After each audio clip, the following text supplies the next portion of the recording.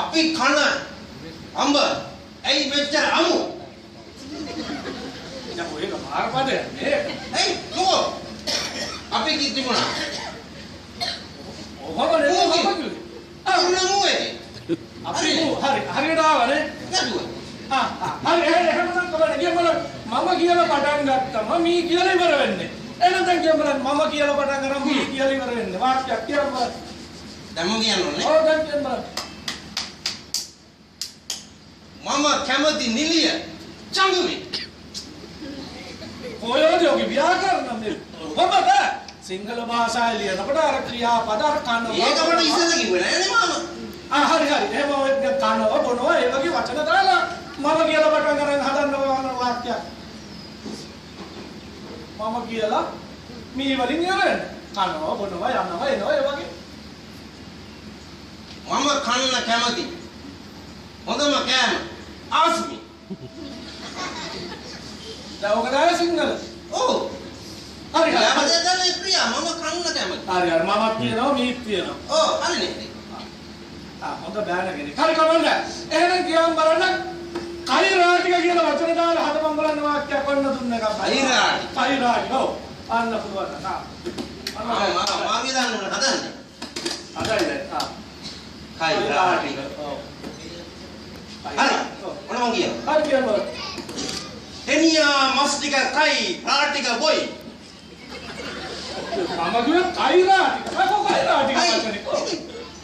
මස් ටික කයි රාටික බොයි. දෙකම තියෙනවද? කයි රාටික. කෛරාටික. එතකොට හරි. හරි. මස් ටික කයි රාටික බොයි. ඒක ලේසියෙන් යවන්න දාන්න. හරි එහෙනම් කියන්න බලන්න. ඔය අපේ වටේ පිටේ ගස්වැල් කොළ සේරම තියෙනවා. මේ තුරුලතා වලට අපි හරි ආදරේ නාද චිල්ඩ්‍රන් ඩේ එක එහෙමත් තියෙනවනේ. තුරුලතා කියන වචනේ දාලා හදන්න බලන්න. තුරුලතා. ඔව්. තුරුලතා. අන්න තුරුලතා. right. මම එන තුරු ලතා මගබලා සිටි. නෑ මම කිව්වේ තුරුලතා. හරිනේ. මම එන තුරු ලතා මගබලා සිටි. හරිනේ. තුරුලතා දෙක තියෙනවනේ. ඔව් තුරුත් තියෙනවා ලතාත් තියෙනවා. මාමා බලන්න මේ මාමා හොඳයි. මේ ජස්ටියෝ ඔව් කියනවා. ඔය රටවල් වල ගිහිල්ලා ක්‍රීඩා එහෙම කරලා නැත්නම් මම ක්‍රීඩා කරා. ක්‍රිකට් තමයි වැඩිපුර ගැහුවේ. ක්‍රිකට්? ඔව්. මමත් හරි ආසයි ඒ කාලේ ඉඳලා ඔබ දන්නවනේ. දන්නවා මාමා දේවල්. එහෙනම් මට කියන්න බලන්න ඕවරේට බෝල කීයක් තියද? ඕරේට. ඔව්. ඕරේකට බෝල. ඔව්. අර ළමයි ප්‍රශ්නයක් කිව්වේ. ඕවරේට බෝල ක්‍රිකට් ගහුවා නම් ඕරේට යවන බෝල ගන්නනේ. ඔව් ඕවරේට බෝල කීයක් ගවනවා? හරි. එක බෝලේ. අපෝ එක වෙන්න කොහොමද මේ? ඕවරේට බෝල අය කියනවා අය. කොහේ නෑ කියන්නේ. එක බෝලෙම නෑ කාරක් යවන්නේ. ඉතින් එක බෝලේ යවන්නේ. මාම හිතුවේ මේ බෝල හයකින් යවුවොත් හරි. ඕවර් 50 එකේදී බෝල කීයක් ඕනේ? ක්‍රිකට් බෝඩ් එකක් බංගලොත් එනවා. කොහොම බෝල ගන්න කියනවා. හරි. උඹ ක්‍රිකට් කියන හොඳටම දන්නවනේ. එහෙනම් කියපන් උඹ බැට් කරනවා. ඔව්. ඇඟට එන බෝල් එක මොකද කරන්නේ? ක්‍රිකට් එක මොකද කරන්නේ? මාම දන්නවනේ ඒ කාලේ. මගේ එකට ආවොනවා සේරටෝ කියනවා. නෑ මම කියන්නේ ඇඟට එන එකට මොකද කරන්නේ? ඇඟට එනවනම් ගහලා දානවා. මම මොකද කරන්නේ? අයව හතරේ වගේ. ඔව්. හොඳයි කවන්නේ. ඌ එකක් දන්නවනේ කවන්නේ ඉතින් කාලෙකින් ඇවිල්ලා ඉන්නේ මේ ගාන. මම දන්නවද ඊයේ පෙරේද මේ අපේ മന്ത്രിතුමා ආව මගේ ගෙවල් පැත්තේ. ඔය උඹ ආවා වගේම. මේ മന്ത്രിතුමාට ඉඳ ගන්න බැරි ප්‍රශ්නයක්. රූපවාහිනී සාකච්ඡාවකට යන්න තියෙනවයි කියලා තමයි ආවේ. ඉතින් මගෙන් ඇවිල්ලා ඇහුවා 18 වෙනි සංශෝධනය කියන්නේ මොකක්ද කියලා. උඹ දන්නවනම් කියපන් බලන්න 18 වෙනි සංශෝධනය. 18 වෙනි සංශෝධනය කියන්නේ 18 වෙනි සංශෝධනය. ඔව් 18 වෙනි සංශෝධනය කියන්නේ මාමේ 17 වෙනි සංශෝධනයට පස්සේ කරපේ. මම අහන්නේ 18 වෙනි සංශෝධනය මොකක්ද කියලා. 19 සංශෝධනයේ ඉස්සෙල්ල එක. 19 හරි එහෙනම් කියමු දේශීය දල ආදායම. අපි කාටවත් වැදගත් නේ. මේ සියලුම බිස්නස් කරන්නේ මේ ටෙලිකොම් එකේම කරන්නේ. දේශීය දල ආදායම මොකද්ද? මාමේ මං ඒ වගේ වැඩ කරන්නේ නැහැ. නෑ. චිත්ති. මම කවදාක හිතන්නේ වගේ වැඩ කරන්නේ. මං අහන්නේ දේශීය දල ආදායම. දේශීය දල ආදායම කියන්නේ මාමේ මේ ලංකාවේ ඉන්න ඇතු ටික මරලා දල ටික කපලා ඒව විකුණලා සල්ලි කරලා රට කියන එකනේ. ඒවයි කඩන්නම කරන්නේ. ඒකට දේශීය දල ආදායම කියන්නේ ඇතුන්ගේ දල කපලා විකුණලා ගන්න සල්ලි. මේ දේශීය ඇතු ටික මරලි කරලා දල කපලා විකුණලා අරන්නේ දේශීය දල ආදායම.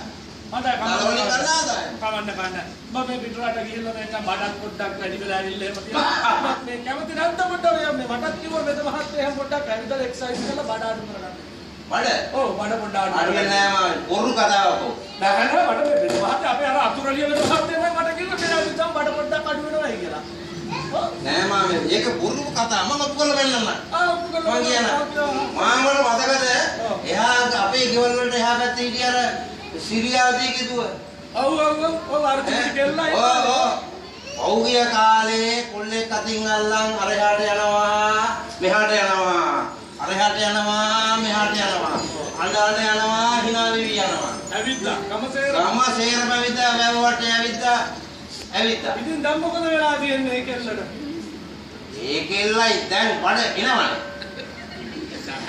මම කිව්වේ ඔයා ඇවිල්ලා පොළවිදිල්ලට එරේදී ඒ කෙල්ලගේ බඩ නැත්තටම නැතිලා පොත්තටම හැල්ලිලා යන්න එපා. ඒකනේ මානේ දැන් බඩ එනවා. එතකොට ඒ කොල්ලටම කොහොමද? ඌට බඩ යනවා.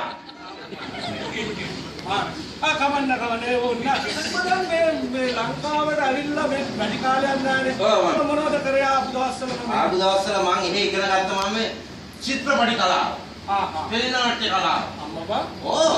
රංගපාන්න කියන්නේ මම ඒක මම රංගපෑව රජමාළුවා කියන්නේ. රජමාළුවා. ඔව් කිංෆිෂර්. ඊට පස්සේ ලොකු මාළුවා කිංෆිෂර් කියනවා. ඒකෙන් පස්සේ තමයි ලංකාවට ආවේ. ලංකාවට එනවා මම ගියා එක චිත්‍රපටයක් කරා වයසට ගියා කවසට ගෙදර. ඒක රයිට් ඊළඟ දැන් අලුත් ට්‍රෙන්ඩ් එක තමයි මාමේ නයි ට්‍රෙන්ඩ් එක. නයි. ඔව් නයනට. ඔව්. හරි මම පළවෙනි නගින්න. හලෝ පළවෙනි එක මම නිර්මාණය කරන්න ආටිය නගින්න කියලා. ඔව්. ඒක කියන්නේ අපි කාටවත් දෙන්නේ නැහැ. හරි ඒක දෙවෙනි කොටස දැම්ම නයි කයිද රෝස් පාට. දෙවෙනි කොටස. බලන්න ගියා මම මාර චිත්‍රපට. මොනවා කියනවා මේ? මම හොඳ නළුවා මේ වෙනකොට. දැන් ඉස්සර දේවල් කරන්නේ නැහැ ඉතින්. ඒක කොල්ලේ පීරිද දාලා ඔක දිගටම රංගපාගෙන කියන අන්තිමට වයසට යනකොට පෙනේ නොපෙනේ නෑ පෙනේ නොපෙනේ මගේ තුන්වෙනි එකේ ඒකක් තියෙනවා ඕ හතරවෙනි එක තමයි මම තාම ඒක හරි නෑ මේකට කමන්නේ මට කියපම් බලන්න ඔබ තාම ඔය මෙහෙට ඇවිල්ලා ඔය පරණ පුරුදු රස්සාව තාම කරනවද නෑ මම පරණ පුරුදු එක කරන්නේ නෑ මම දැන් පයිලට් කෙනෙක් නේ ඒ පුදුලා පයිලට් ඒ කියන්නේ ඒක තමයි උඩ තමයි කියන්නේ ප්ලේන් වලද නෑ ඉතින් ඉඳලා උඩට ගිහිල්ලා පයිලට් තාම ගස්කෙරි කඩනවා හොරේ කතා කියන්නේ මාමේ වචනයක් කරලා මම කිව්වනේ ඒ දැන් එහෙම කියන්නේ ගස්කෙරි කරා දැන් කියන පයිලට් කියලා ඒක පයිලට් කෙනෙක් ඉතින් මම පොල්කරනේ කියන්නේ ඒක අපේ වත්තේ පොල්ගෙරි ටිකක් එහෙම මෙහෙ කැඩෙනවා වගේ පේනවා මේ දවස්වල මාම කියන්නේ මම පෙරේදා කියන්නේ මට ඔයාලා විවාහ කළා මම ගියා මේ මාමලා යල්ලපු ඉඩම පැත්තේ රොම්මක් දැම්මා දානකොට මාමේ ඈනේ ඉතින් යන්නේ එන්න උඩ බෑ කඩලා පුරුදුයිනේ එන්න මොකද මොහිනී එනවා මගේ පැත්තට මොහිනී කියලා මෙහෙ බලන්න එපා මෙතන නෑ ඒ වගේ මම ජීවිතේට මම දැකලා නෑ මාමේ මොහිනී අර පින්දුර වල කිව්වට මොහිනී කියලා. මොකද මට හරි බය හිතුණා. ඒක වෙවුලුවා. තරම් දෙයක් නැහැ. ඉතින් මම ටක් ගාලා සාම ගත්ත නගල් උඩු දාලා. අම්මට සිද්ධ.